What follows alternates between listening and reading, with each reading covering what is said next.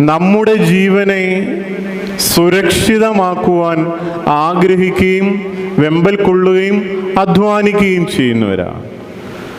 ഇവിടെ ഇരിക്കുമ്പോഴും ഇവിടെ നിന്ന് ഇറങ്ങുമ്പോഴും നമ്മുടെ ഉള്ളിലെ ചിന്ത മുഴുവനും നമ്മുടെ സുരക്ഷിതത്വത്തെ പറ്റി.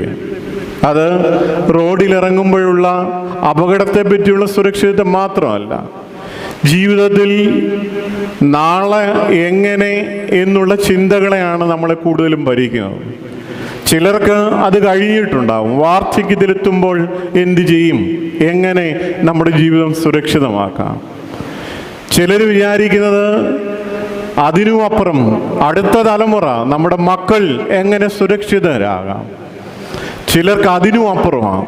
വരുന്ന തലമുറയ്ക്ക് വേണ്ടി, ഇന്നിനു വേണ്ടിയല്ല അവർ ജീവിക്കുന്നത്, വരാനിരിക്കുന്ന തലമുറകൾക്ക് വേണ്ടി അധ്വാനിക്കുകയും അവരുടെ സുരക്ഷിതത്വം